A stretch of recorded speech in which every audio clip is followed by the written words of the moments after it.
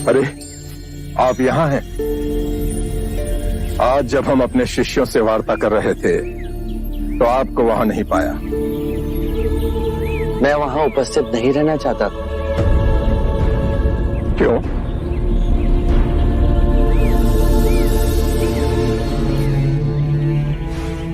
आप अपने शिष्यों को संबोधित कर रहे थे।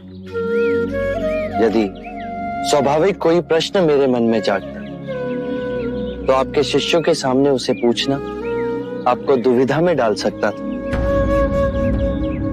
परंतु यहाँ तो एकांत है। अब हम वार्ता कर सकते हैं। कृपा करें, आप दुख के संबंध में कुछ कह रहे थे। क्या आप ये मानते हैं कि दुख सत्य है?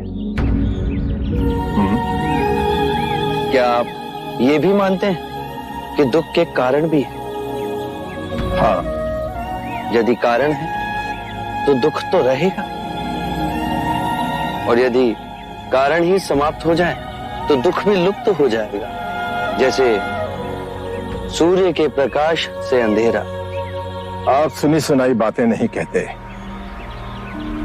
अपने गहन अनुभव के आधार पर कहते हैं। आप धर्म और सिद्धांत की नहीं, देखी हुई बातें कहते हैं।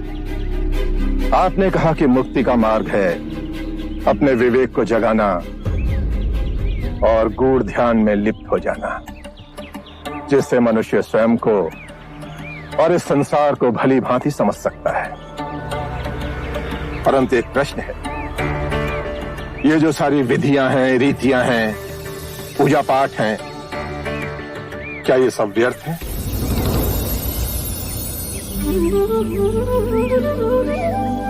यदि कोई व्यक्ति इस नदी के दूसरे किनारे पर जाना चाहे तो वो क्या करे? यदि जल गहरा नहीं है तो वो चलकर जा सकता है, और यदि जल गहरा है तो वो नाव की सहायता से जा सकता है या स्वयं तैरकर जा सकता है। यदि वो चलना ना चाहे और ना ही तैरने को तैयार हो और ना ही नाव ले जाने को तैयार हो, और वो कहे कि मैं प्रार्थना करता हूं इस नदी का दूसरा किनारा स्वयं चलकर मेरे पास आ जाए, तब तो ऐसे व्यक्ति को मूर्ख कहेंगे, महामूर्ख। इसी प्रकार यदि व्यक्ति अज्ञान और भ्रांति को अपने विवेक से मिटाएगा नहीं तो परम आनंद और मुक्ति के दूसरे छोर पे कैसे पहुंच पाएगा? चाहे वो पूजा करे या अनुष्ठान या व्रत करे या किसी नीति पर चले, वो इस किनारे ही रहेगा। हमने सारे शास्त्रों को पढ़ा, उन पर व्याख्या की, परंतु जीवन के इतने जटिल सत्य को इतनी सरलता से किसी ने नहीं समझाया, किसी ने नहीं समझाया। आप इस भटकती मानवता को परम ज्ञान का मार्ग दिखाएंगे।